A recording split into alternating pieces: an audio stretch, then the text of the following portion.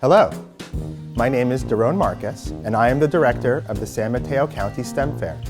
If you're watching this video, and I know that you are, you have graciously agreed to be a judge in this year's STEM Fair. On behalf of the San Mateo County Office of Education, the STEM Center team, and all of us on the STEM Fair committee, I would like to thank you for dedicating your valuable time and expertise during this important event. This year, over 400 students from around the county will be entering a project in the STEM Fair. It's our biggest fair yet. These students have worked hard on their projects for most of the school year in preparation for this event. As a judge, you will be using your knowledge and experience to score these students' projects, with the specific goal of determining which projects will receive awards and who will earn a space in the San Francisco Bay Area Science Fair and/or the California State Science Fair. If you have volunteered as a judge in the past, most of the information in this video will be somewhat familiar to you. But as several items have changed this year, I ask that you pay close attention to this short video. It would be great if you could either print out the related material or have the file open in a different window alongside it as you watch this video. The better informed you are prior to the STEM Fair, the more efficiently you'll be able to perform your duties as a judge.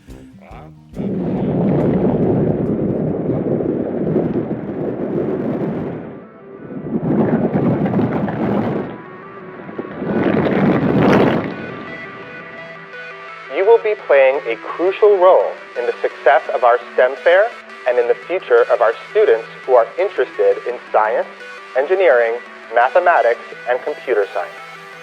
Please don't take this role lightly.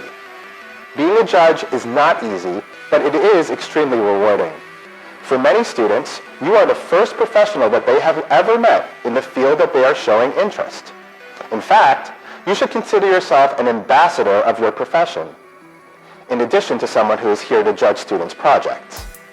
For that reason, it's important that you approach your role as more than someone who will be scoring a project based on its content, quality, and creativity. You are the connection between a student's ideas and the real world. Your interaction with the student and the types of feedback that you provide may serve as the foundation for the student's interest in the STEM fields and their future career. Just think. You may be part of the reason why a student chooses to become an engineer, a biochemist, or a programmer. That's very exciting.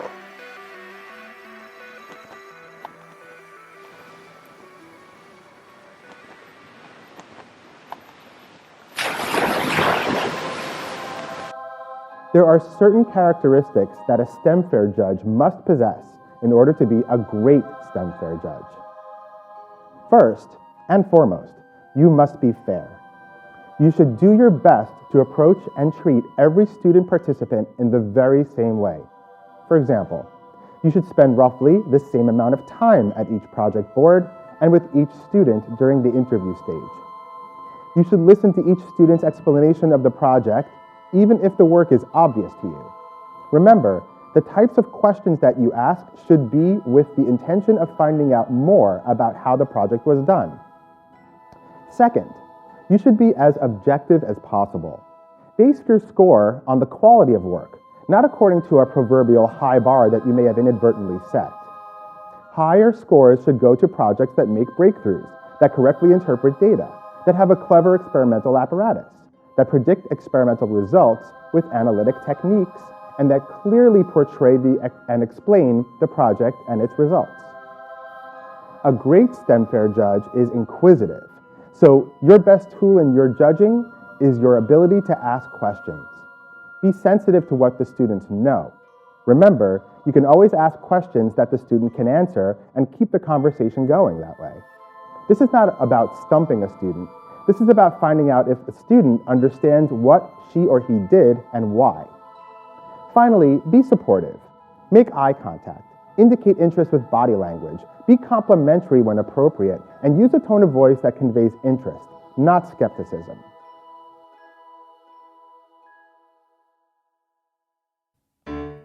This year, you will be using two forms to judge students' projects. The first form is the judging criteria sheet. This sheet will be colored and laminated and will be reused for every project that you judge. You will use this sheet as a source for the criteria you will use to judge a project. As you can see, you will be judging each project based on 4 categories: project board, scientific thought, content, and organization, creativity, originality, and skill level, and the interview. At most, you can award in each category for a total score of 40 points. At this time, please pause your video to review this sheet. If you wish, play soft jazz or contemporary music in the background as you read. I'll wait.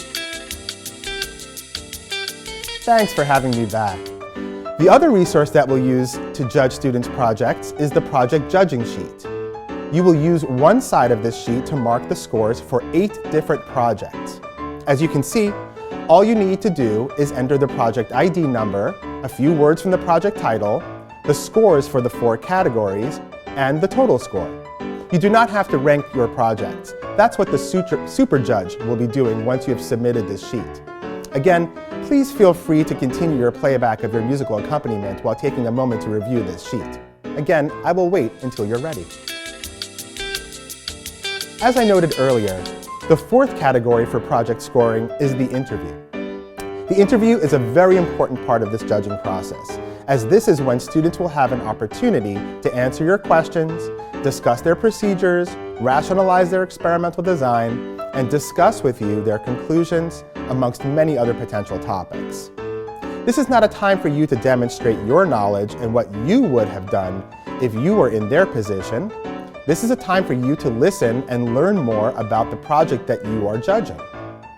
The types of questions that you ask are crucial. Here's a list of questions that you can ask that will help facilitate a discussion between you and the student participant. Where did you get this idea? What was the hardest part? What would you do next?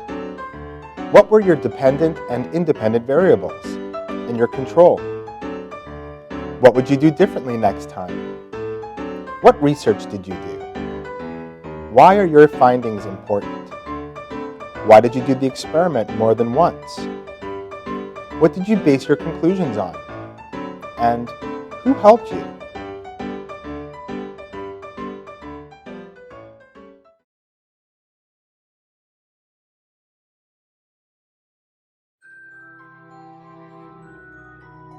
Remember the list of great judge characteristics? Well, here's your time to be that fair, objective, inquisitive, and supportive person that you are. Your conversation with the student should resemble a discussion with an esteemed colleague who is having difficulty with some research. Together, you talk through the situation to mutually arrive at improved answers. Remember, the student should be doing most of the talking. You should coax or coach the student into realizing and describing the correct conclusions. Finally, this year's judges will have the option to provide direct feedback to students about their projects. We will be distributing project feedback forms for you to fill out after you have completed the judging phase for a project. This form will have only 2 questions on it. What did you like about this project? And where do you find room for this project to improve? There is also a space for extra comments if you wish to make some. You're not required to fill out a form for each project that you judge, but as someone who is interested in helping further the education of our students, I would strongly encourage you to do so.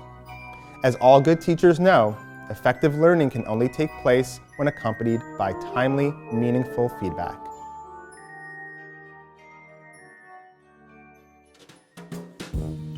Please visit our beautiful website, www.stemfair.net, for details related to dates and times for this year's STEM Fair.